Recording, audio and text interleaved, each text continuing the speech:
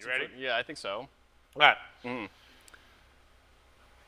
Hello, everyone. Welcome again to Dirty Talk, a Dirty 20 Nerd Bar podcast. My name is Jason. My name is Zach. And we are here on a Wednesday night. You'll probably see this on Monday or later when this gets dropped. If you're playing the drinking game on how many times I say the word good luck. I'm so sorry that you're probably dying tonight, to be perfectly honest. How's your dad doing after that game? You know, I haven't heard from him in a minute, so I guess we'll have to see. Well, you know, if I get a funeral invitation, I'm sorry, condolences. Thank you in advance. Yeah, so this is Wednesday night. We just wrapped up our house campaign for the night. It was a lot of fun. We just had a couple new players tonight, which was absolutely fantastic. I always love new players. That's great. Is there a particular way that you end up integrating them in? Unfortunately, so like I said before, it kind of ended up, it was supposed to be a Westmarch style campaign, ended up being more of a sandbox campaign. So there's no real good way of implementing or interjecting new characters besides just, and you run into this person in a field. It's good when you have a regular character who has been gone for a couple of weeks that has now joined at the same time as these new players, because you can be like, oh, you two met up at some point, and that's a nice way of doing it. You're searching for your group that you got separated from, and now you're here. But no, for the most part, it's mostly just, and you meet this person in a field. Or, fortunately, like when they're back in town, you can always say, and the main NPC introduces you to this person and says, would you mind, they're looking for adventure, would you mind taking them with you? Which works. But yeah. These couple of new players, they haven't played D&D in a long time. They were messaging me throughout the week, trying to make sure that they were building their character correctly. From what I understand, they did fantastic. It was a great time. Aaron ended up taking them because his table's been a little bit light the last couple of weeks.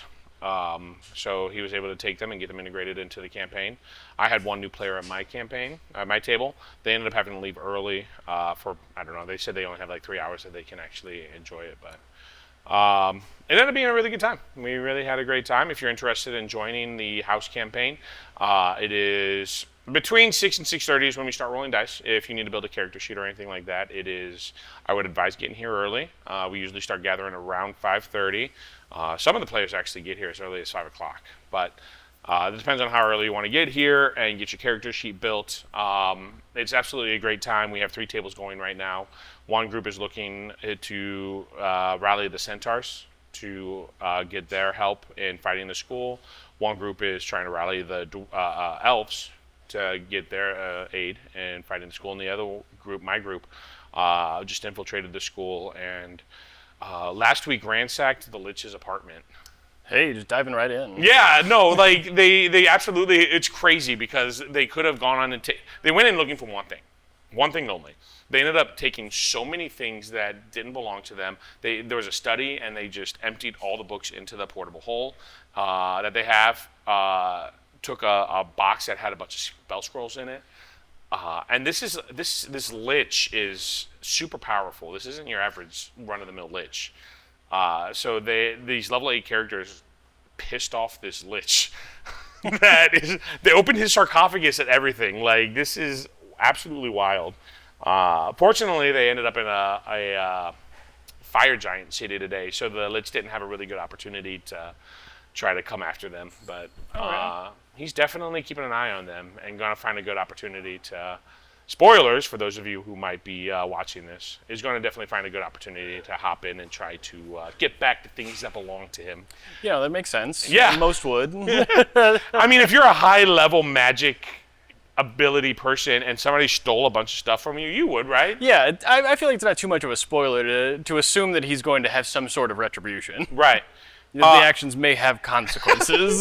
Well, it's always fun to always view it as, like, if you view it as the NPC is the adventurer as opposed to an NPC, like, how would you react as the adventurer? And that's kind of how DMs have to react is what, because these NPCs aren't just mindless two-dimensional characters.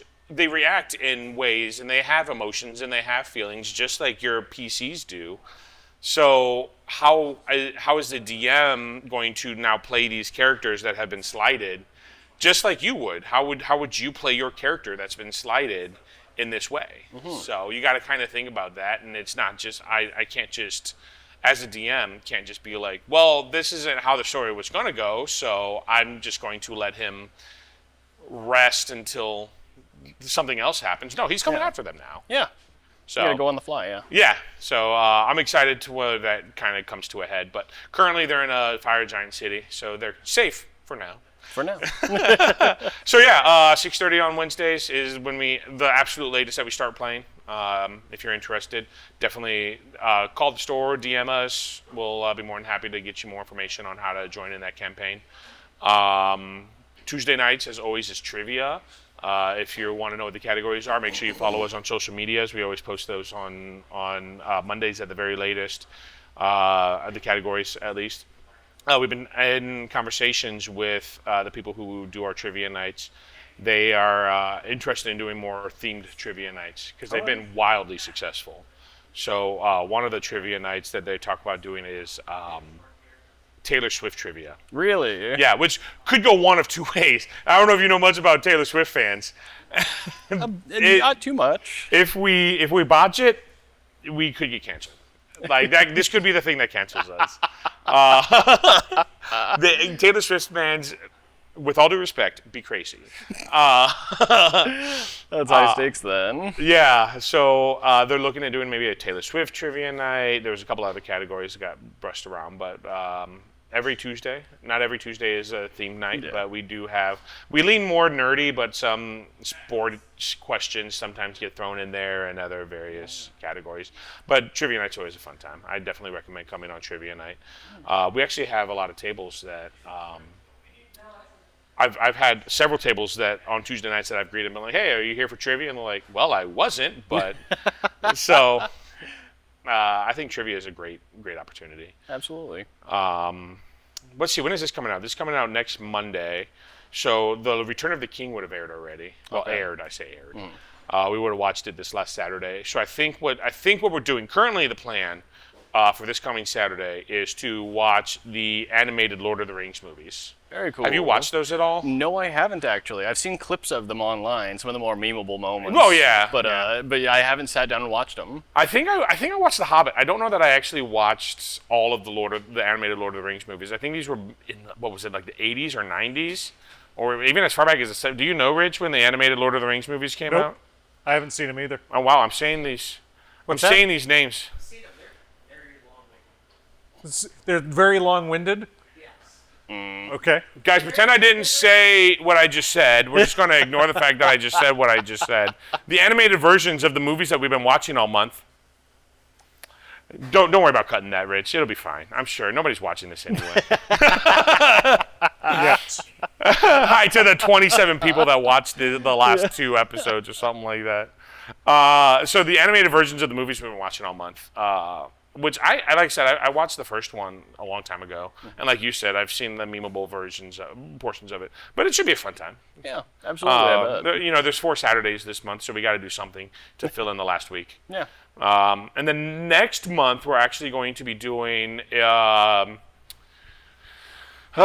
a movie. How do I describe this movie? It's basically a D&D campaign with all your favorite animated characters all in one movie.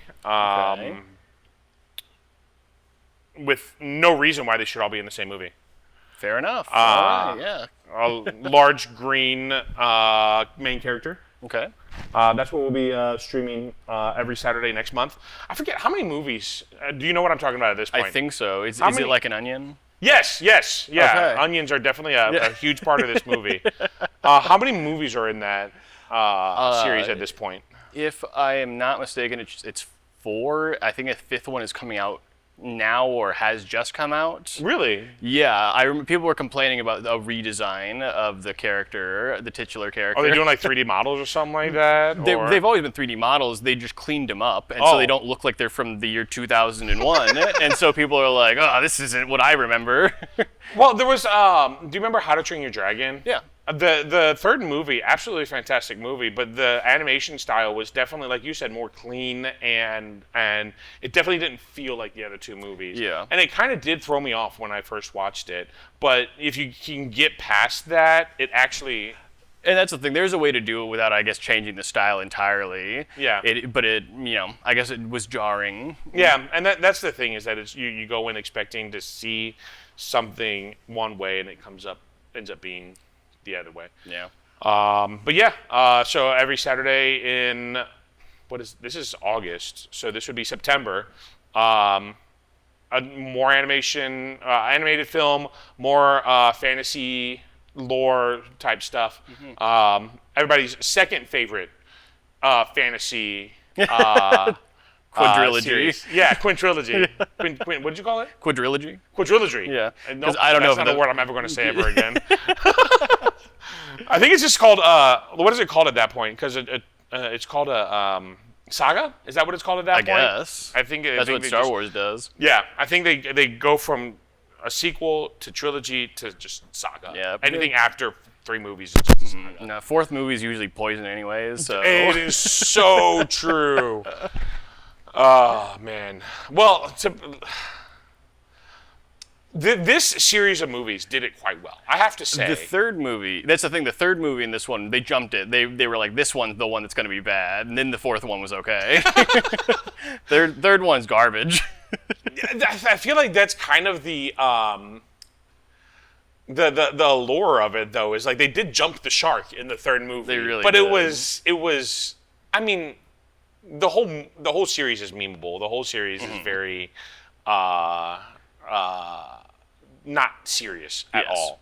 So I think they just took it to the extreme, which people didn't like. Yeah, and I don't remember much about the third movie. I saw it, and I just don't remember a whole lot about it. It wasn't very memorable to me.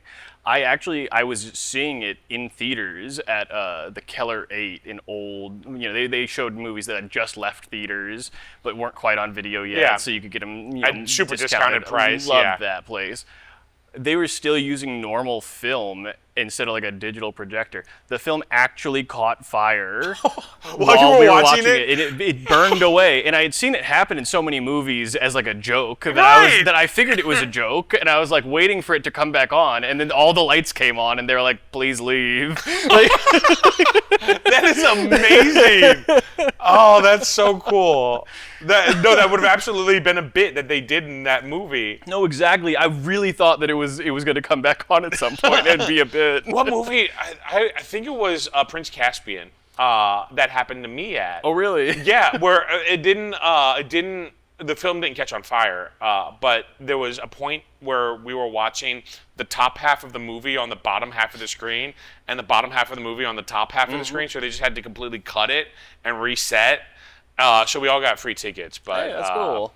yeah, it was a wild experience. Fun stuff. Yeah, so movie nights on Saturdays. Come check us out every Saturday night in August, in September at this point. Everybody's second favorite fantasy series. We talked about trivia night. We talked about D&D night. There is karaoke every third Saturday. This last week was a huge success. We had a lot of great fun. What did I sing this week? I sang... I don't even remember. It was a blur. I was at Baldwin Days really good too. night. Yeah. No, I was at Baldwin Days too that night, and it was Oh, I tried singing "Sound of Silence" by Disturbed, the Disturbed version of "Sound of Silence." Are you familiar with it? I'm not. Disturbed does a great cover of "Sound of Silence." If you're not familiar, it's more dark and broody than the Simon and Garfunkel version. If I'm in a car and I'm singing it, I do great. But apparently I was having a really hard time following in. And then I did Follow Me by Uncle Kracker. Okay. So, yeah, that was a lot of fun. I love karaoke night. It's probably one of my favorite nights of the month, to be perfectly honest. The times that I've gone, it has been really fun. Yeah, no, I definitely recommend karaoke night the third Saturday of every month. And then by the time you guys watch this, we will have our first open mic night. Don't know how that went. You guys let me know in the comments. If you guys were here and you're watching this now, let me know in the comments how it went, because I'd love to know feedback and how we can improve for the next time. So definitely let us know there. That's cool. How do you sign up for the open mic night? I'm gonna be perfectly honest. The first time we had talked about doing it before, but the first time I knew that it was happening was when the flyers started showing up inside of our store. So I reached out to our social media person at this time, and they said that they have it all under control. I kind of read it, and I was like, okay, they know what they're doing. I'm going to let them handle it, and because I got so much other stuff on my plate right now. So there will be a sign-up method. If you're interested in open mic night and you want to know more information, feel free to DM us. But And is this what kind of open mic night? Is it going to be like comedy, music, whatever- just whatever, whatever poetry? Yeah, whatever you That's want. Slam cool. poetry. I had a couple people talking about doing slam poetry. Obviously, comedy and music is kind of like the big open mic night thing, but it's kind of just whatever you wanna do. It's that's kind of the point of open mic night, I think. I think so. There's some places like comedy clubs that do specifically comedy open mic nights, but we're kind of here for whatever. All right, that's great. So see how this one goes, and then if it goes well, we'll see about doing it again next month. But hopefully, it becomes a regular thing. I think it's a great idea. Oh yeah.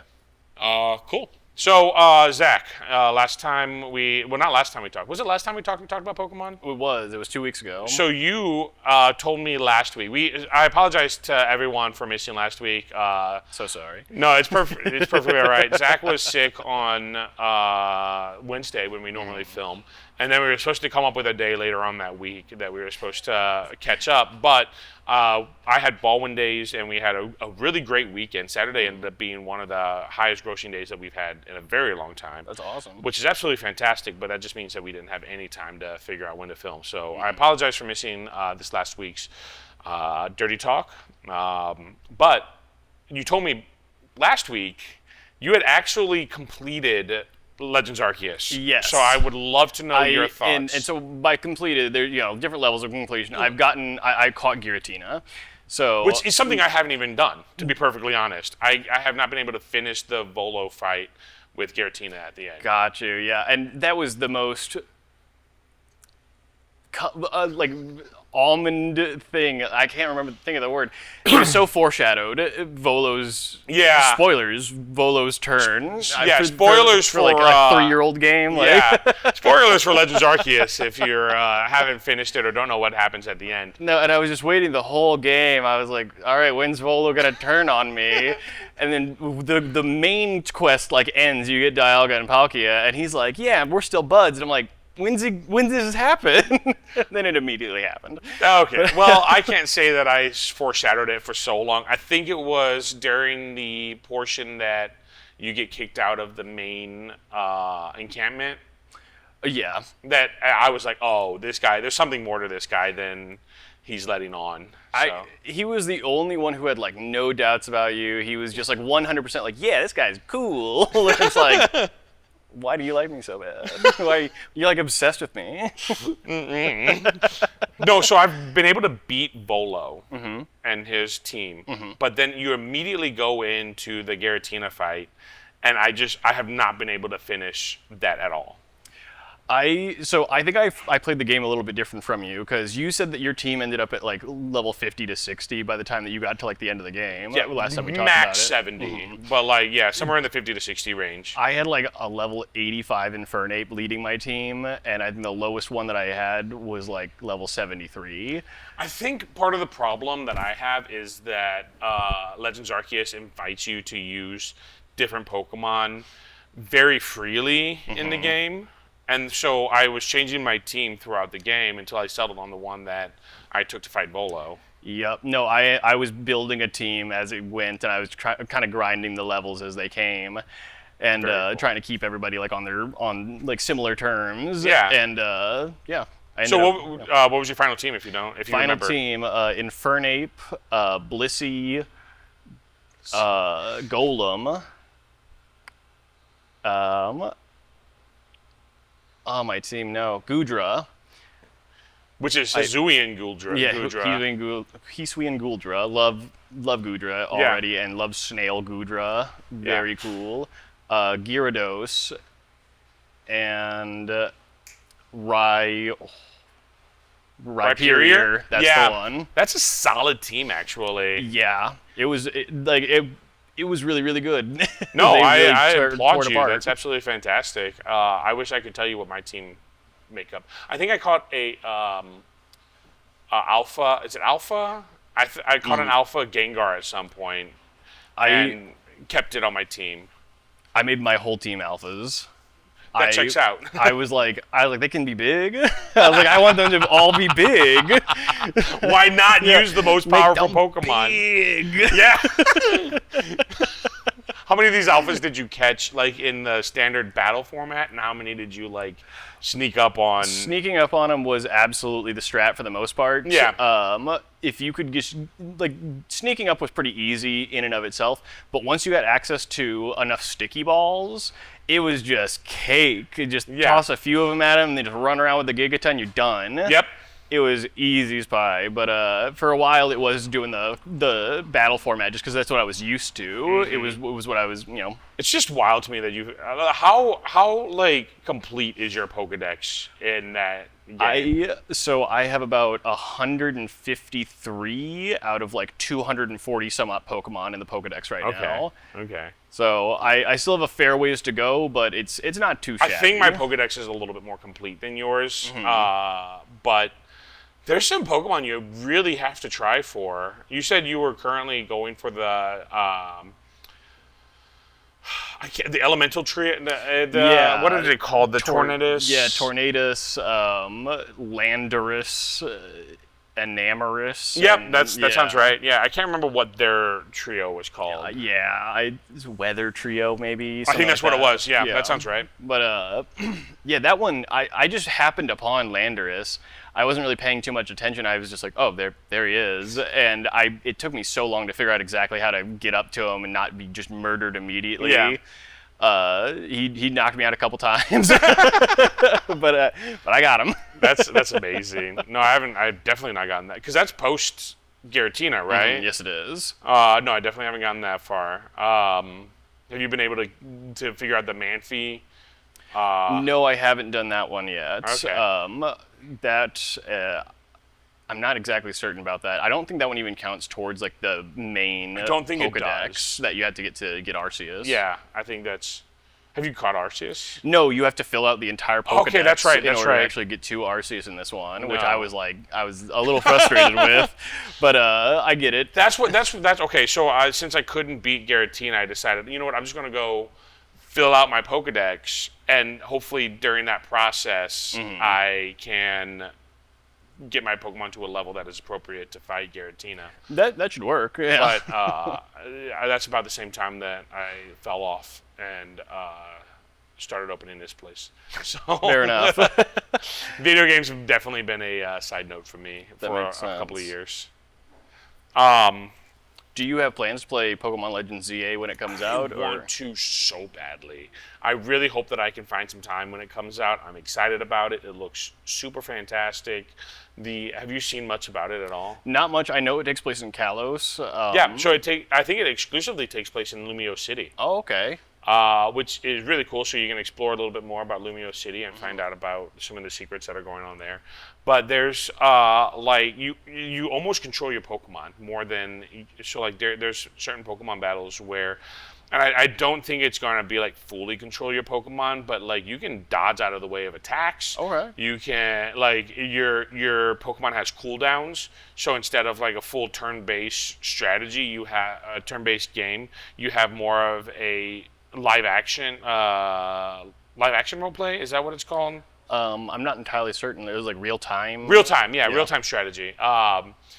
So from what I understand, there'll be certain battles where you can actually control your Pokemon a little bit more thoroughly. Okay. And, which sounds super cool. I'm super excited. Do you think that's going to be the mechanic similar to like the Shrine Pokemon from Pokemon Legends Arceus, where it's about boss battle effectively rather than the main gameplay loop?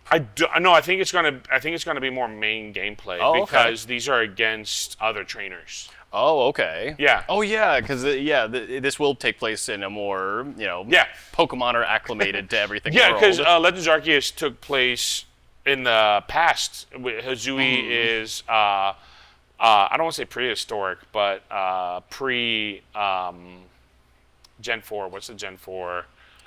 Sinnoh? Sinnoh, yes. Yes. Pre-Sinnoh, Sinnoh. Yes. But ZA is taking place in Lumio City. I'm pretty sure post the events of X and Y. X and Y. I don't remember anything that happened in X and Y, to be quite honest with you. The story, I'm gonna be so for real. The story kind of went over my head. It was the first Pokemon game I had played in probably 10 years. And I was just more interested in catching and beating playing the game. Yeah, than actually paying attention to the story. That's my bad. I feel like I was right there with you, to be quite honest. I was like, this is fun, and just skip. Yeah. Text fast. So when I go through I had Pokemon Y. When I go through my Pokemon X playthrough, I'm going to actually pay attention to the story. From what I understand, though, and I could be wrong, the X and Y story is actually very one-dimensional. Okay. And not a whole lot to write home about, to be perfectly honest. It's honestly funny.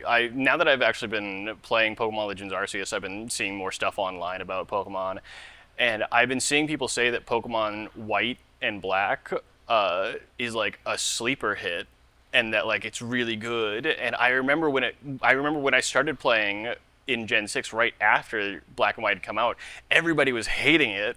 And they were all saying it was the worst one, and that it like ruined everything. Yeah.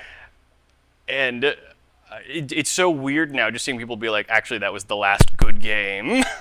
Well, there's a lot about Gen 6 that actually that changed that changed from Gen 5. Mm-hmm. And Gen 6 was the first game that I think we talked about this a little bit the last time. I think so. Gen 6 was the first game that like Had the held your 3D. hand. Oh yeah, through the that entire too. game, and made it so that you basically had an easy time, because Gen 6 was the one where you got your starter Pokemon, and then after the first badge you got a second starter Pokemon, and then you were handed a Lucario that was that you could Mega Evolve immediately, and then you had to catch the legendary Pokemon to progress in the game. So by the time you get to the Elite Four, you've got 4 Pokemon that you could use on your team that could absolutely decimate them. Whereas in Gen 6, I was kind of talking about this with Malik a while ago. The Gen 6 Elite Four, or the Gen 5, sorry, the Black and White Elite Four is not something to sleep on. Yeah. Like if you can't just play the game blindside and take on the Elite Four and win. You actually have to plan out what you're doing, which is wild for a Pokemon game, to be perfectly honest, but kind of what I want. So I kind of want to go back and play Gen 5. The funny thing is, I'm probably going to go back and play Gen 5 at some point too, because I've never played Gen 5 because people kept saying it was so garbage, and I was like, all right, I guess it's a bad one, and I didn't end up playing it. It's wild that they think that. Well, that was the same gen that like Vanilla Ice and Trubbish came out. So That's the thing. I like Vanilla Ice and Trubbish. I think they're great Pokemon designs, to be perfectly honest. In other news, I have been listening to the soundtrack to K-pop Demon Hunters on repeat for probably the last 2 weeks. It gets in there, man. It does. And it hits so hard, too. Like, you're just jamming. It comes on. So when I get into my car, it just Pandora immediately just pulls up and starts playing either where I left off or starts the album all over again. So it's not like I even have a choice. I could go in and change it, but by the time I start, it's like, nah, this is fine. Dun, dun, dun. So one thing I noticed, and I think I mentioned this to you, they hate on the demons so hard. What was the name of that song? Takedown. Takedown. Yeah. They hate on the demons so hard in that song. They do. And I feel like it's, if you were actively murdering a thing and then you wrote a diss track on it, it'd probably be pretty brutal. It would probably sound something similar to that. Yeah. No, absolutely. But I'm listening to that and I'm like, oh my God, they actually just destroy the demons, not just physically, but lyrically as well. It's true. What's the one line where it's like, your face is ugly as sin? Mm-hmm. Oh, yeah. That's incredibly brutal. Don't deserve to live. Yeah, you don't. Yeah, yes, demons don't deserve to live. A demon with no feelings don't deserve to live. It's so obvious. Oh, it's crazy how brutal it is. It is.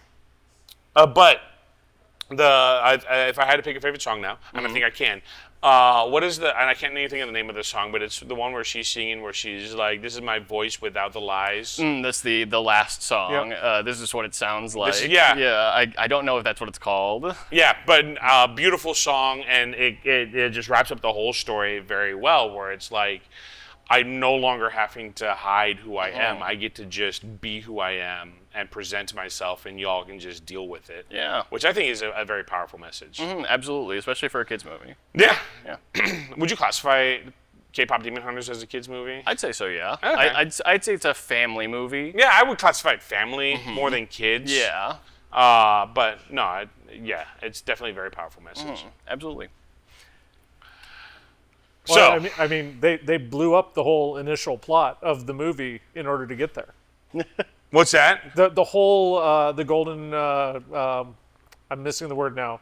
The golden seal, Yeah. The Honmoon. the Hanmoon. Thank you. The golden Hanmoon. They're like, no, we can't have it with these conditions. So they blew up the entire multi-generational plan Yes. and went a new way in order to get there. No, that is really good. Also, a very powerful point of the movie. Yeah, very, very cool. Like I said, even the music hits even now. It Like really, really 2 weeks does. later, I'm still just listening to the soundtrack over and over again. I turned on one of my players last Tuesday to it. He's a guy my age, and he came back this Tuesday and he's like, "I've watched it 5 times. I can't stop." Oh man, to have the time to watch a movie 5 times, I can listen to the soundtrack over and over again. To be able to watch the movie 5 times, though, is. No, I make some time for my movies. I've been watching Supernatural Oh yeah. as I play Minecraft. Okay, there you go. So, recently I picked up Minecraft. I've been looking at Minecraft for a long time. And I don't know, like, part of me was like, no, this is just some kid's game. Yeah, and looking at Minecraft is in like you're watching Minecraft YouTubers or like watching not- other people play Minecraft. Not necessarily Minecraft. I mean, Or like- Minecraft is kind of, if you're ever on TikTok, Minecraft is kind of prevalent on TikTok. Oh, okay. All of it's like the game that people play. Like, there's a meme now where if you're trying to get like a Gen Z person to pay attention to you, you got to like pull up a Minecraft like jumping puzzle video Okay. and put it on and be like, all right, listen to what I have to say while you're holding it, and be like, okay, I'm talking to you now. And it's so real because I will sit there and listen to a story that I would absolutely never listen to if there's like a Minecraft jumping puzzle going on at the same time. Fair enough. But that's not what I'm talking about. I just mean like, I don't know. I've listened to one of the biggest proponents to Minecraft that I've picked up on, Matt Pat from Game Theory. Did a video where he talked. I didn't actually watch this video, but I watched clips on it where him and his wife Stephanie built a computer in Minecraft to order a pizza in real life. I've heard of that video. Yeah, and I'm Wow. like, so you can just basically do anything in Minecraft, Just right? about. Yeah. So I've always been big into survival games. I love Subnautica. I can't finish Subnautica because one of the biggest reasons I hate survival games like that is because you can lose progress like that. With Subnautica, you can. Have you ever played Subnautica? Nope. Do you know much about Subnautica at all? You're in the ocean. Yes. Ruth tried playing it one time, and she got about 5 minutes in, and the first time you have to jump in the ocean, she was like, "I can't do it." Oh no. She has what is it? Thalassophobia. Oh, okay. Is that what it's called? Beats me. The fear of the ocean. So she's like underwater stuff just is not her thing. So the moment she jumped in, she was like, "Nope, turn the game off." Yeah, that probably wouldn't be for the best. Yeah, for that particular reason. But my problem isn't necessarily the fear of the ocean. It's like I spent hours building something, and I can just lose it because I go to the wrong part of the game, Yep. and Leviathan just decides to wreck my shit. And with Minecraft in particular, with creepers being a threat, like there's so much to lose. If It's honestly like even with creepers being a threat, the amount of stuff you lose with creepers blowing up your shit pales into comparison to. Like literally, you would in Subnautica, you would have to gather all the materials. You would have to then craft certain materials out of those materials, and then build this giant submarine, and if you go to the wrong part of the ocean, a ghost leviathan will attack you and then destroy all of that, and you don't get any of those materials back, and you then have to just go out and recollect all those materials. So 2 or 3 hours worth of work just gone. Oof. Whereas Fair with enough. creepers in Minecraft, like they'll blow your shit up, but like I don't know. I'm talking about those devastating moments where you're opening, you've left your door open, you're staring at a chest, your bed's behind you, and it just gets all three all at once. Oh, the chest, I've the been- bed, you're out like a million blocks now. Your house is on fire. All your stuff is laying out. Those moments. I have not experienced anything like that yet. There was one time when Sarah and I were playing where we had like a mini base set up where the creeper, like we were getting ready to go move. Actually, we were in the progress of moving our base. We had collected all the materials and we were going to take off. And we opened the door and there was just a creeper there, so we closed the door. And then Sarah's like, we can just escape out the back. Let's just tear a hole in the back wall. Opens that up. 3 more creepers come in and just blow everything up. Oh She my gosh. dies. All her loot just drops. I survive somehow, and I take off. That was the worst I've experienced with creepers so far. But, yeah, they can definitely wreck. I've definitely seen them wreck a couple of things. I have 3 words for you: creeper farm failure. Yep. That'll cause some problems. So what is I kind of get a couple of farms. I've seen a couple of farms. It's just where you build a place where these mobs spawn. Yes, basically you use the game's mechanics in such a way that you can only force certain things to spawn in certain areas, and then because of that, you try to like clear out the mobs in the area around it, and then a bunch of them will spawn in that thing that you've created, and then you farm them. But then a creeper farm failure would probably mean that like one of them blows up and then all of them blow up. Yes, Or basically one of them. Or your fence goes. Yes. And now there's 1,000 creepers on their way to your house. Or one of them blows and sends 10 of them in different directions. Yes. and, Oh, no. you know. Oh, okay. So what you're saying is I haven't fully experienced Minecraft yet. There Yeah, can be. there is more pain to be had. Yes, exactly. The agony. It will come. I will say that the same fears that I have from Subnautica of losing all my shit carry on into Minecraft. Like I don't delve too far into caves and stuff like that because I'm like, but what if I lose my stuff? Yeah.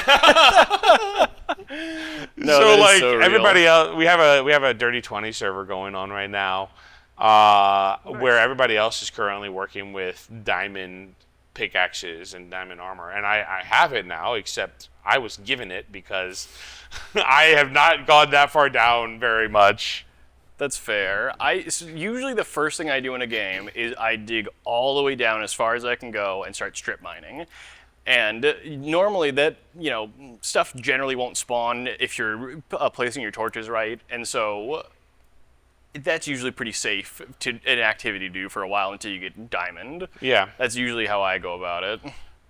It's crazy the different levels of players that we have in this server because I think that's exactly what Aaron did. Was the first thing they did was dig down and immediately found diamonds. They basically speed ran. Yep, that's the one. The server like within a week was like fighting the Ender Dragon at the end. And Some was people like, can just play this game. yeah, that wasn't me. One of our other servers, Mark, he said the last time he played Minecraft, he digs a straight tunnel. And that's all he does is digs a straight tunnel. And his goal is to create as long of a straight tunnel as possible. He just calls it the journey or something like that. And Then he loads in a million chunks long. yeah, and slows the whole game the down. last game he played, his friends asked him to stop because he was 30,000 blocks in. And they were like, "You're lagging our server, so you need to stop." Yep. So that's what he's been doing is just this straight tunnel, and basically the goal is to just walk it at some point. Then our bartender Branchy set up a base next to where I'm at, built a watermelon farm, dug down almost to bedrock, like a cave that opened up into, you're at like -50 or something like that at the very bottom. There's like lava pools and everything like that, and then a single ladder that comes all the way to the surface. He's created this place called Branchyland. It's just this wild place that has like a shrine and everything. It's absolutely fantastic. And then there's me, who has been trying to dig out a mountain and build a dome the entire time. So like I feel like we have this array of people. Like you have me, who just wants to build something really massive and huge. You have Aaron, who just speed runs the campaign. Dan, who has been only setting up like iron farms and stuff like that. But yeah, it's a wide range, and I have no idea what's happening around me. I just only hearing what these people are talking about. But you have more experience in Minecraft, I believe. I've been playing for a bit longer. I started playing in 2014, the summer of 2014, actually. Which I just found out today that Minecraft only came out in 2013. I felt like this game has been around for much longer than that. It's had such a presence every year for such a long time. It's just been on everyone's mind for a while, I suppose. Aaron behind you was motioning 2011. I think that's when the beta came out. I was just looking up the official release of the game was 2013. Yeah, a lot of people played in alpha and beta. I played alpha and beta. Yeah, that makes sense. I'd put my granddaughter, she was like 4 or 5 at the time, on my lap, and we'd like build a little minecart thing. And back when the minecart bugs would cause them to like speed up to infinity, and launch them out of a cannon or whatever. Yeah, it was. Oh, so you're saying that doesn't happen anymore? Not the same way. There's different bugs now. Oh, okay. Well, there's always bugs. It used to be if you like ran like a loop of minecarts next to each other, you could create like that Hot Wheels thing that would speed up the cars and shoot them down. Yeah, it would kind of do that. I've seen videos of that online, and I thought maybe that was I something don't think that works anymore, does it, Aaron? Which one? The like minecarts shoving each other to infinity speed? To infinity speed, no, but you can just like stack a bunch of minecarts to go in a straight line in like a diagonal motion. Okay. Yeah, there's all sorts of fun bugs in the game. I've seen people make a acceleration loop, and then you let it go for a while until it gets really fast, and then you change one of the rails at once, and it shoots launches you down. you. Shoots you down the line. Usually with a couple of towers at the end. Yes. Yeah. I've seen those videos. But yeah, in 2014 when I started playing, it was right after they had added the menu to actually look at what you were making, rather than having to put it in a specific diagram in the crafting table. Oh, okay. So like the recipe book was implemented. Exactly, okay. yes. And people were saying at the time, they were like, "You've ruined it." Having the recipe book. And I was like, I don't know if I could play this game if it without the recipe book. I exactly. would not be able to. Like, no. I would not. It was tough when I first started, and of course my friend that introduced me to it, he only played it on the hardest difficulty, and he refused to ever put it down, and I was just dying over and over and over again. What is the hardest difficulty in Minecraft? Because there's Survivor, which is what I'm playing on. Yes, it's on survival mode. You can change it to like peaceful, easy, normal, and then hard. And he would just always have it on hard. Oh, fair enough. What are we playing on, Aaron? We're playing on, I think, hard, which is like the go-to for most servers. But like the hardest you could go was hardcore. Oh yeah, where you die and you're done. So it's like what's the Baldur's Gate 3 honor mode? So it's like honor mode in Baldur's Gate 3. But yeah, I don't know. It's a lot of fun. I find it more chill because I could go delve in the caves and probably die over and over again to the creepers and the zombies and everything, but I don't, and I feel like clearly I'm missing stuff because When you're on a server, though, it kind of helps to have a bunch of people doing different things, because then it ends up feeling a bit more lived in. Yeah. And like you can get things from other people. Like you said, you got diamond stuff without really, people just gave it to you, because eventually you get to a point where it doesn't matter anymore. You just have so many diamonds. You're just like, whatever. It's just easier to give people this armor than to make them go grind it out themselves. I did spend about 2 hours yesterday strip mining at about level 53 looking for diamonds. I maybe got a full stack. I don't know if I was just in the wrong area. Negative 53. I apologize. Yeah, I figured as much. No, the first time I tried strip mining, so Sarah and I started a server, the two of us together at first, and the first time I tried strip mining for diamonds was at 53 because she read, oh, it's level 53 that you need diamonds, and then later on I looked at it and I was like, Sarah, that says negative 53? Yeah. Not 53. Just getting coal and iron. What's happening? That's exactly what was happening. Or lapis Yep. was fairly common in that area. Yeah, we were definitely not finding diamonds. But no, I spent 2.5 hours strip mining and maybe got a full stack of diamonds, maybe, which is wild to me. Meanwhile, Aaron, 5 minutes into the server is like, what's the achievement when you first get diamonds? It's just diamonds, exclamation point. Yeah. 5 minutes after they started, diamonds! Exclamation point. Okay, cool. Oh, man. goodness. So have you been playing nonstop since? No, 2013? definitely not nonstop. I have bursts of Minecraft enthusiasm. Used to, and this has not happened in a minute, all of my friends who would be playing Minecraft, the ones we started playing with in 2014, we'd get together, we'd get a realm going, and we would all hop into the realm and continue building together for a while, and then we'd all burn out, and then it would be left to rot. And then usually when we came back to the realm, it would have been like through like 3 or 4 updates, and like something terrible would have happened. Like the last one that we did that we ended up abandoning was because we left it for a while, came back, all of the land had opened up, and there were every like chunk. There was gaps in between like the land, and so we tried working with it. We were like, oh, this is kind of neat, and we made bridges, and we were trying to deal with it, and it just wasn't worth it. Does the realm keep going? Yes. So the realm it's a server that you can just keep up and going for multiple people on we were using Xbox. Okay. And so that was just the way to do it. So it was just running in the background anytime you guys weren't on. So I guess. Okay. Yeah, it's hosted by Microsoft.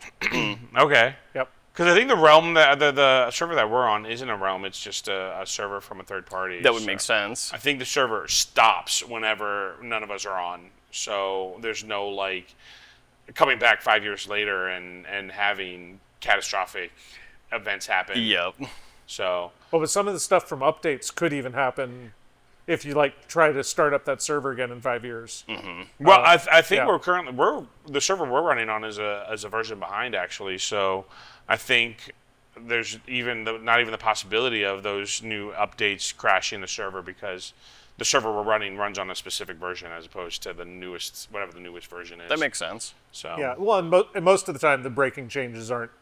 It's not every time. It's every once in a great while. It really depends on how big the gap at first is.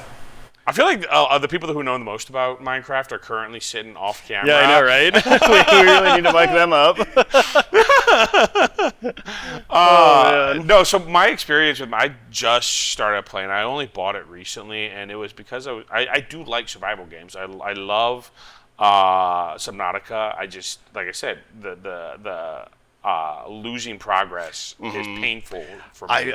I've rage quit Minecraft probably more than any other game, to be quite honest with you. Just from Really? Yes, like falling in the end is just one of those moments where like you've got all of your best stuff on you because you've got this big expedition, and then you're making a 1x1 friggin' bridge across this empty gap of nothingness, and then just boop, and you get one hit and you're done, and you're like, okay, I'm gonna quit for a month.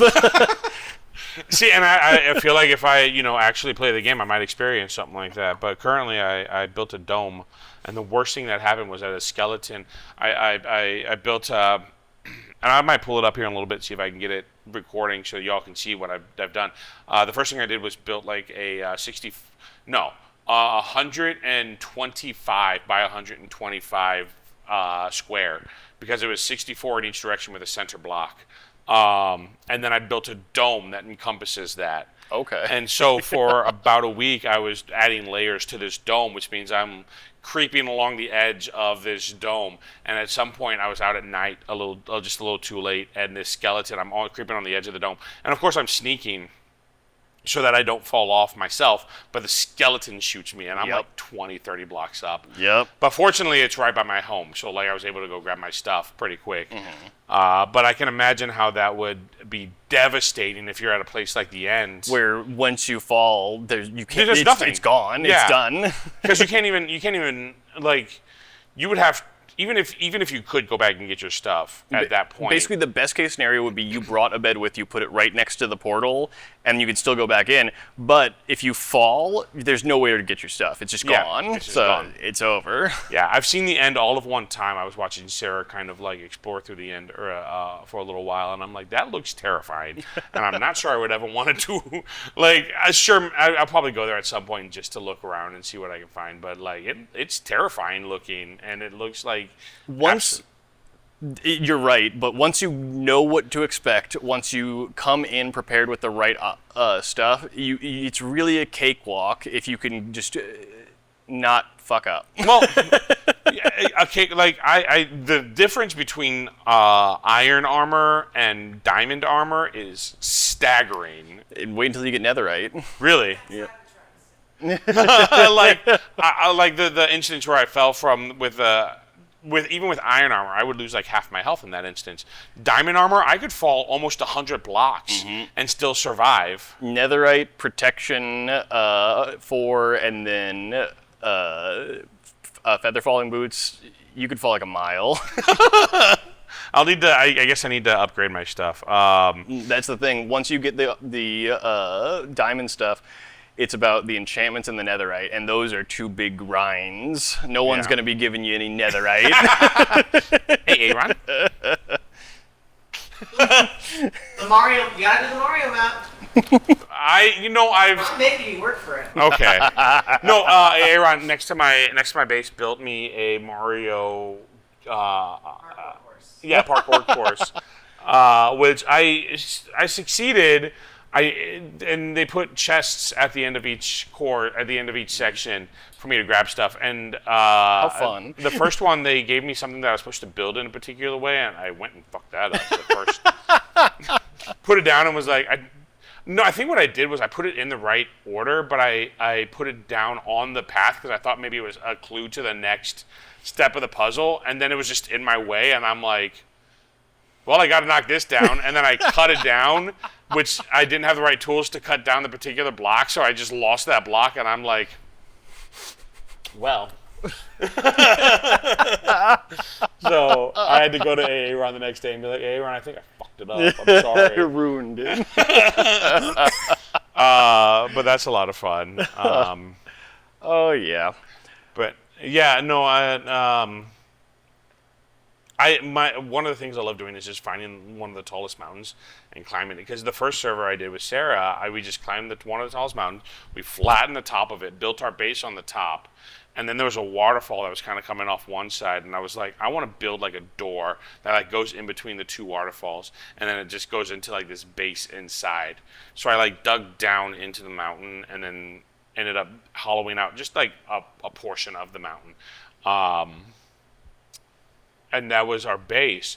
But in this server, I've literally just been hollowing out an entire. I'm trying to hollow. It was the tallest mountain I could find close to spawn.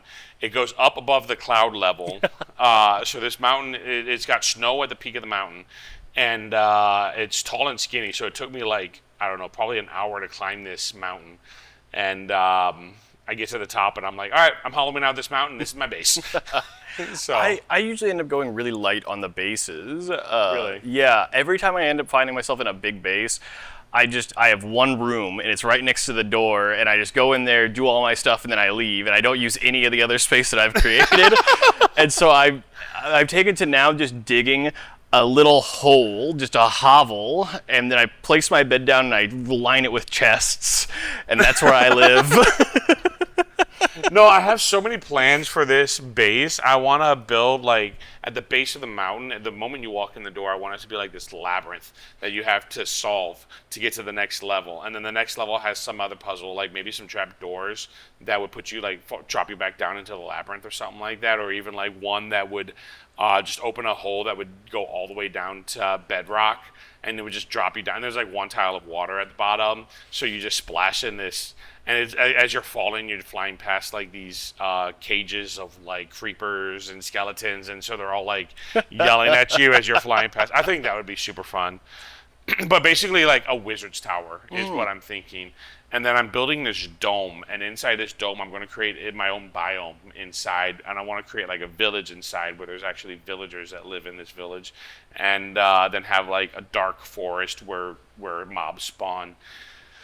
That sounds like a lot of good times. Very ambitious. Yeah, except I build big, and I don't stop building ever. And so I end up just building nonstop while everybody else goes to the end and gets all the good materials. Then you get the materials from them, so you can keep building. That is exactly true. So, Rich, you said if I wanted to do this, I would just need to screen record on OBS? Yeah, if you have, do you have OBS installed? I do have OBS installed. Okay, and if you have display capture, you'll be able to record it. Start recording. Is it showing you your screen? Yes. All right, cool. Then you All can right. open a Minecraft. And, I'm going to open Minecraft, and we're going to kind of go through this server. Perfect. We do have like creative mode.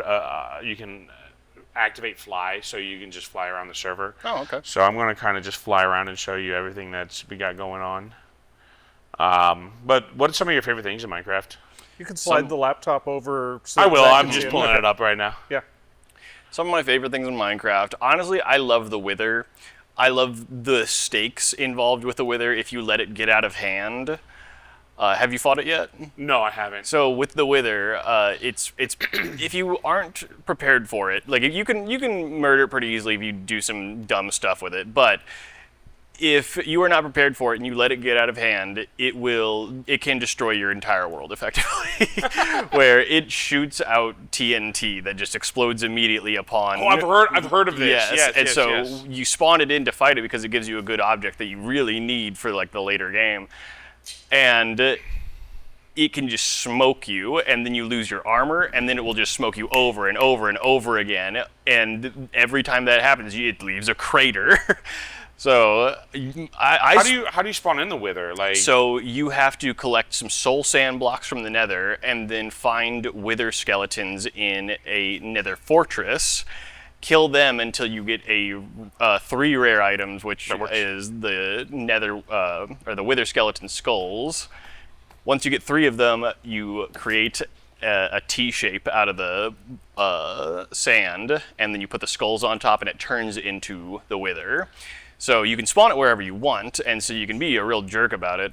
But most of the time, at least what I've seen people do, is usually go all the way to the bottom of the earth and then spawn it in and fight it down there. So it's much less catastrophic. yeah, that makes the most sense, because who's building their base all the way at bedrock? Exactly. And then it takes a while for it to like go all the way up and out if you end up losing control of it. Fair enough. Have you played with the wardens yet? I have not. I have not gotten in contact with any warden whatsoever. All I know about it is that it is not really designed to be fought. It doesn't really give you anything. You're just supposed to avoid it. Yes. So there's a portion like in the deep dark of Minecraft that, and I happened to the first base I built with the server that Sarah and I were on was literally just above a warden area. Oh. So like No. it was crazy. We would go down into this under the mountain that we had built our base on, and within I don't know a couple of layers there was they're called shriekers.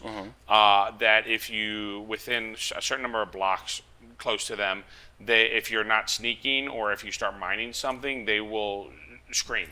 Oh. And from what I understand, you have to activate 1 shrieker 3 times or 3 shriekers 1 time, and the warden will spawn. Oh.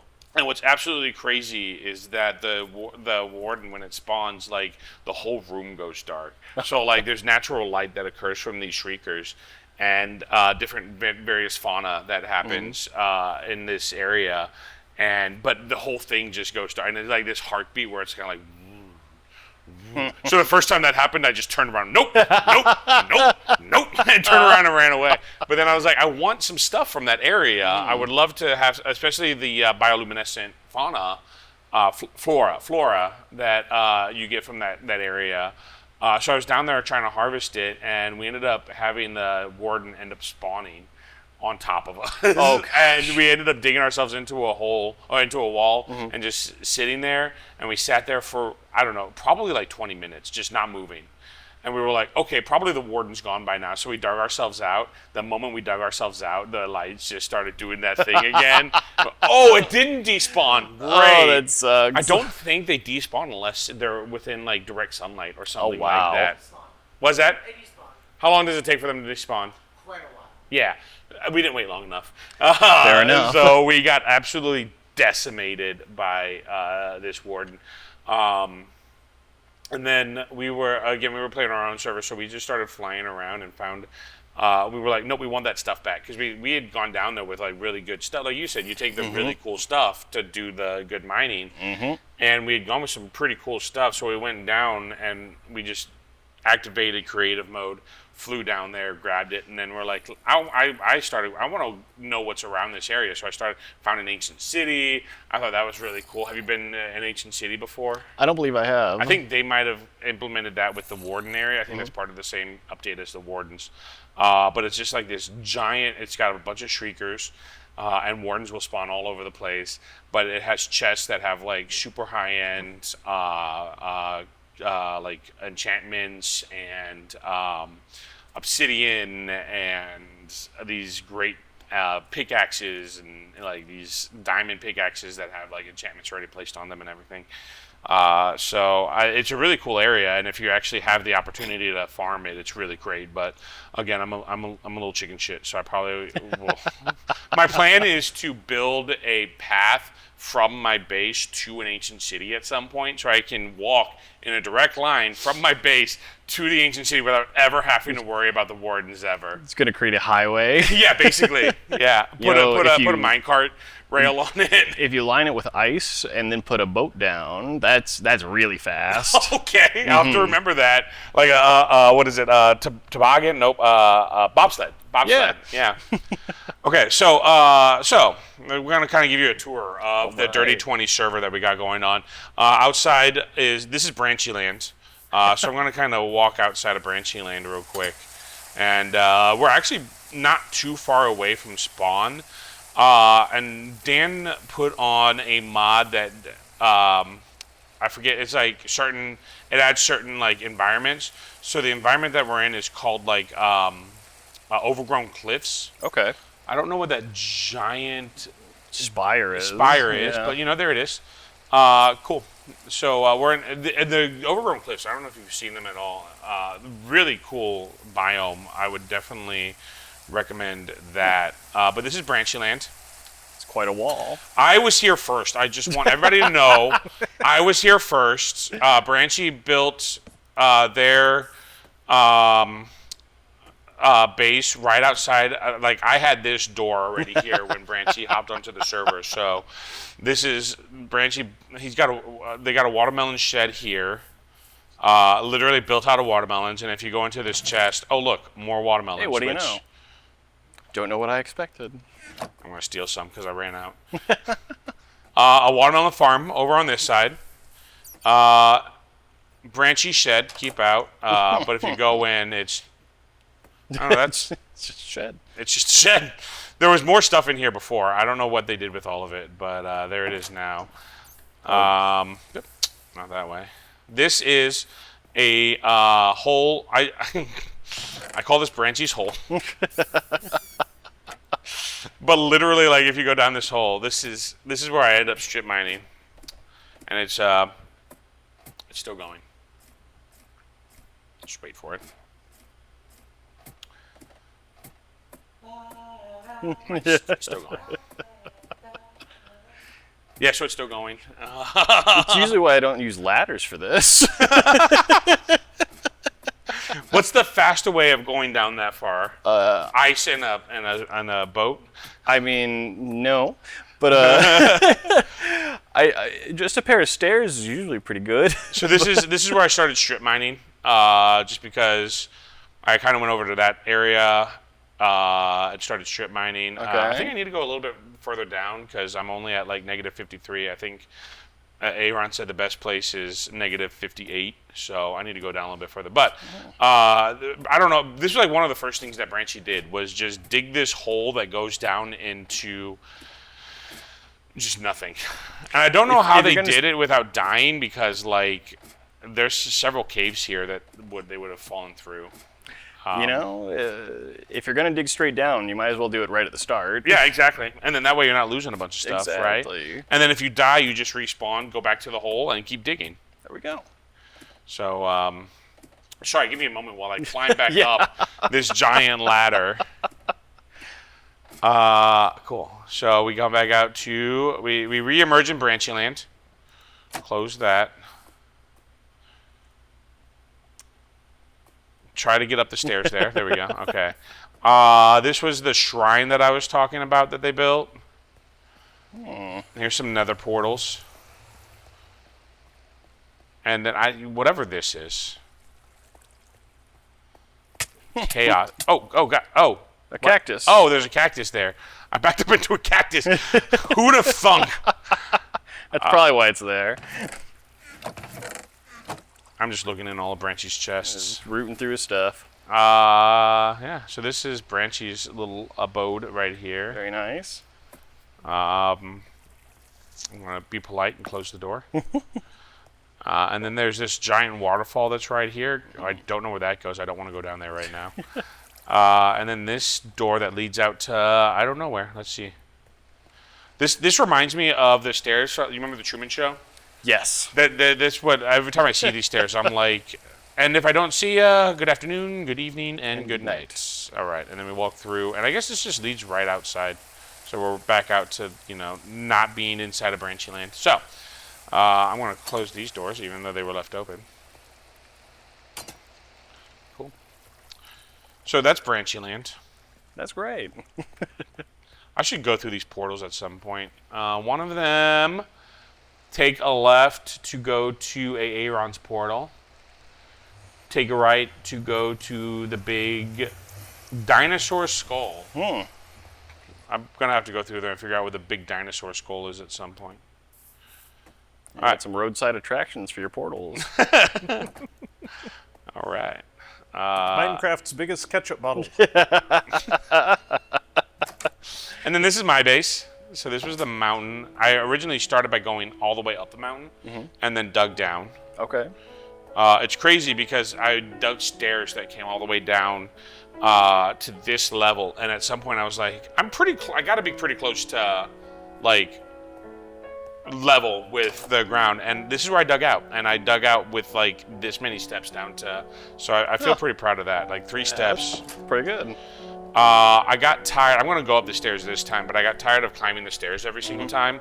So I built this ladder right here that goes basically all the way to the top. Gotcha. I have one bed right here, but then we have the stairs, and then we have the stairs, and then we have the stairs. See, stairs take just as long. That'll do too. And then this door here leads to where I was first building my giant platform. You can see it, and it's chaos. This platform has actually created a permadark area over here. Yeah, that'll do that. So I had to lay down some lava waterfalls just to keep the mobs, because I was spawning too many mobs in this area. And the mob farms that Dan was creating wasn't spawning as many mobs as they wanted. That makes sense. Okay, so I've also been hollowing out this mountain. So this is as far as, like, if you look up, this is as far as I've gotten. Oh, wow. This is. That's pretty good. Oh, wait, if we go to the center, you can actually see all the way up to the middle. Yeah. Boy, howdy. Yeah, so this is. I've got a long way to go still. I feel like I'm about halfway down, but, the closer you get to the bottom of the mountain, the wider it gets. So being halfway down means I'm probably a quarter of the way there. So got some time. This is where the ladder comes up. at that point. And then this is where I started building like an actual base. Oh, and I see the clouds start Yeah, there. they come into the mountain. I didn't realize that when I was digging on a mountain, but they don't discriminate. Like if there's open space, they enter it. Yep. So I have clouds inside my mountain. And so we got a couple staircases, and then if you turn around, there's another staircase here, and it goes up into here. And I'm going to go up to my bedroom first. So I have kind of like this storage room right here where I started building chests. And then Sarah finished building her base. Ooh. And then was like, your base is gray and dull, so I need to build something for you. So she built me this. I have like an evil. Nope. Hold on.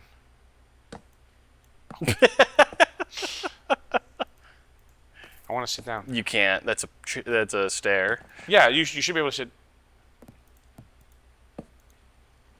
Those Hey. are s- What? Big hand. Empty hand? Yeah, that's the plug-in does. We have a plug-in that allows you to. There we go. see. And I'm sitting at my desk. Oh goodness. Okay. Anyway, so there's that. I like that the chair has hearts. Does it? It does. It's like a horse. Oh, when you sit. Empty hand. See? Where your food would be. Oh, it does. So it's like a mountain, basically. Aha. Yes. Okay. Anyway, so then if you leave here, but also I have this glass wall right here, and I've Ooh, built a dome, that's pretty neat. so I can actually go out into that dome. I actually need to build some kind of entrance up here. I just don't know what that looks like yet. But you can come down here and actually enter the dome proper. Dang, that's a good And- dome. This is where I want to build. A ballroom. Yeah, basically. No, my own personal biome, basically. So I'm going to have floating islands. Most of the platform is going to go away at some point, and there'll be like bridges and stuff that go across. And I want to build like a giant gazebo or something right in the middle that they all kind of lead to at some point. But I'm going to build the bottom half of the dome as well, so it'll be a globe, and it'll have like its own personal biome. And meanwhile, I'm just sitting in my office looking down on my masterwork, Very nice. my creation. That'll be pretty good. I don't know, like, I feel like I went too big, but at this point, it's too late to turn back. Exactly. So, you gotta. What is the craziest thing you've built in Minecraft? I talked about it last week. The model of Onu Koro from Bionicle. Oh, okay, no, you did talk about that, yeah. I built a village. Other than that, I don't know. I usually like to pepper in small builds. I like to spice the like area up that people are all gathering in by like putting in like a hot air balloon or something. Like, just something fun to like make things a little more lived in. Crazy thing that I figured out, commands don't work if you have cap locks on. How about that? All right, Oh, so wow. This is the outside. That is quite the dome. Yeah. I'm going to eliminate like all the stuff around it so it's like a true dome, like a true circle at some point. But yeah, this took a long time. I've been playing this probably about a month now. We've been doing this server, and this is as far as I've gotten. Sheesh. I have a long way to go still. I see the biome cuts through it. Yeah. Was there like a biome change in the middle of it? There is, like, nearly right in the middle of it, it stops having any snow on it. Yeah. Nice. So I'll eventually decorate the outside of it so that it's. A Pokeball. How could I not? How did I not think of that?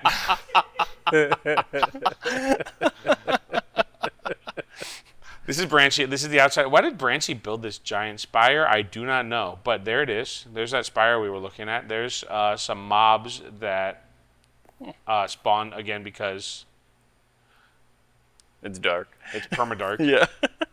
So there's that.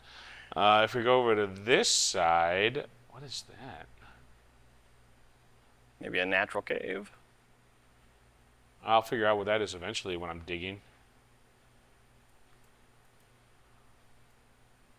Man, this is a fun like spawning area. And you're right with the cliffs and everything. It's fun. Oh yeah, no, over on this side, like I said, it's called the Overgrown Cliffs. I should go up over this direction a little bit because it's actually very pretty.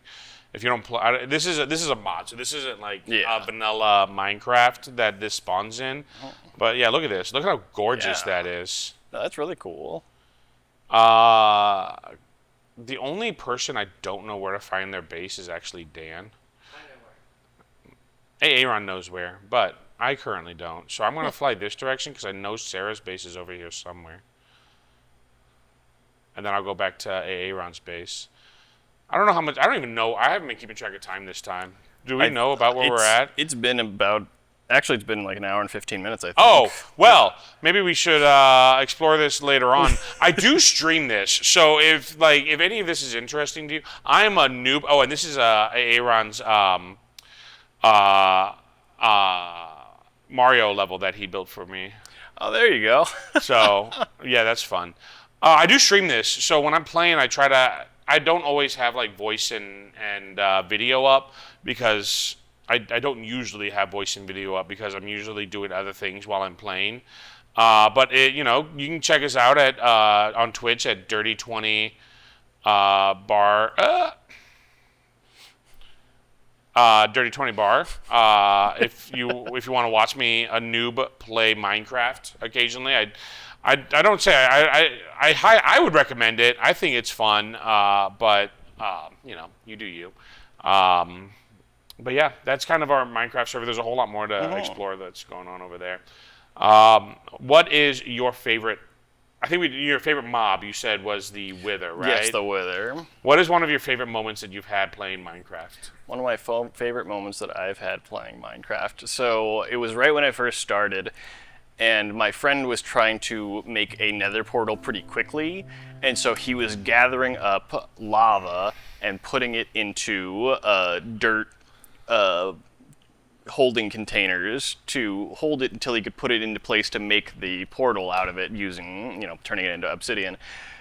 And I accidentally broke one of his dirt blocks, and I didn't know that I had done that, and it poured out, and it lit his house on fire, and it destroyed his entire base. It burned the entire base to the ground while he was out doing mining, and I did not notice. And so he just comes back, and there's lava everywhere. Everything's on fire. All of his stuff is destroyed, and he's just like, "What happened?" And I was like, "Oh, what happened?" So not Minecraft, but Don't Starve. Something similar happened to me in Don't Starve where we were being chased by the Hellhound. Have you ever played Don't Starve? There's occasionally at night the Hellhounds spawn, and they chase you around. And in Don't Starve, you do have combat, but mostly it's a peaceful game. I say peaceful. Things are trying to kill you, but you don't really kill them. Okay. And one of the tactics for trying to dodge the Hellhounds is you run around what's called beefalo. And eventually they attack the beefalo attack them, the Hellhounds die. Well, we had a base set up, and the Hellhounds ended up inside the base, and I'm like running around circles inside the base trying to figure out how to get, I don't know what to do. At some point they catch on fire, and I'm like, oh, they'll die. They sure did. So did the rest of our base. Yeah. And they're catching things on fire, and I'm like, oh no, oh no, oh no. And then Ruth gets back, and she's like, what happened? And I'm like, I don't want to talk about it.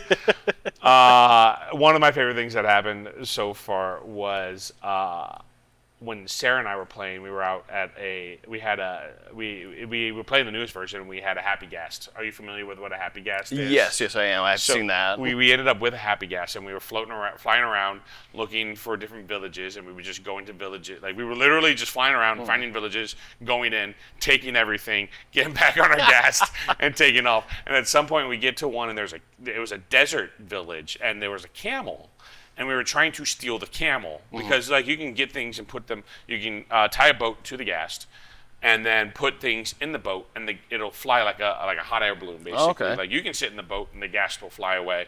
But we were trying to get the camel. You can put animals in the boat, and the guests will fly away with them. And we were trying to get this camel. Camel doesn't fit in the boat. However, the traveling merchant spawned in that area, and for some reason, his 2 llamas ended up in our boat. Not the traveling merchant, but the 2 llamas. And we took off, and we had his 2 llamas. We accidentally stole the traveling merchant's llamas, and we were like, I guess they're ours now. But unfortunately, we were so far away from base. By the time we got back to base, they had despawned.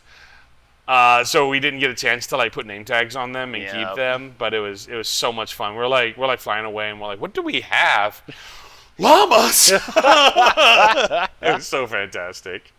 Awesome. Well, thanks again, Zach, for joining us today. Hopefully we'll see you next week when we same dirty time, same dirty channel. That sounds weird. I don't know that I'm going to use that outro ever again. But thank you all so much for joining us. Again, you can find us on all socials if you're looking for any information on events. Please reach out, call the store, message us on socials. Please join us for some great events. We have lots of fantastic ones for you all to enjoy. But other than that, we'll see you next time. See you then. And next time, I'll ask them for their hot takes on the Minecraft movie. Oh, yes. Oh, we didn't even talk about the Minecraft. We forgot all about the Dun, Minecraft dun. movie. Next time.